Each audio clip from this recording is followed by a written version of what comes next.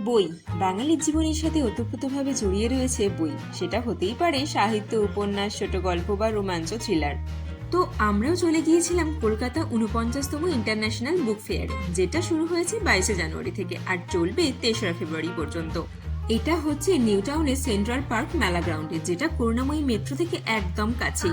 এই বছরে কলকাতা বইমেলার থিম হলো আর্জেন্টিনা, আর তাছাড়াও বিভিন্ন দেশের কিন্তু অনেক বুক স্টল এখানে পেয়ে যাবে। তাছাড়াও বাঙালিদের প্রিয় পত্রভারতী, আনন্দ পাবলিশার, শিশু সাহিত্য পরিষদ, দেশ পাবলিশিং, সাহিত্য একাডেমি, শৈব্যের প্রকাশনী, এছাড়াও আরও অনেক অনেক প্রকাশনীর বই কিন্তু রয়েছে প্রত্যেক বছরের মতোই।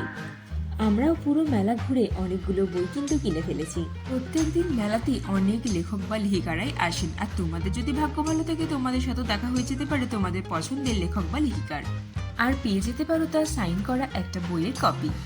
আর এই যে এনাকে তোমরা কারা কারা আগে দেখেছো বা কারা কারা চেনো, আমাকে কিন্তু কমেন্টে জানিও। আর মেলাতে শুধু বই না, এখানে কিন্তু প্রচুর জুট ব্যাগের দোকানও রয়েছে। প্লাস্টিক ব্যাগ ইউজ করার থেকে মনে হয় জুট ব্যাগ ইউজ করা এটাই বেটার। তোমাদের কি মনে হয় কমেন্ট করে কিন্তু জানিও। বাঙালিদের কাছে যে কোনো মেলা মানেই কিন্তু পেট পুজো করা, আর সেই কথা মাথায় রেখে বইমেলাতেও কিন্তু একটা বিশাল বড় ফুড কোর্টের ব্যবস্থা রয়েছে। এক নজরে তোমরাও দেখে নাও। কলকাতার চাট হাউস থেকে আমরা নিয়ে নিয়েছিলাম ভেটকি মাছের কচুরি আর আলুর দমের কম্বো। গরম গরম খেতে কিন্তু বেশ ভালো লেগেছে। হিন্দুস্তান সুইটস থেকে নিয়ে নিয়েছিলাম একটা নরেন গুড়ের সুফলে, যেটার দাম নিয়েছিল ৫০ টাকা।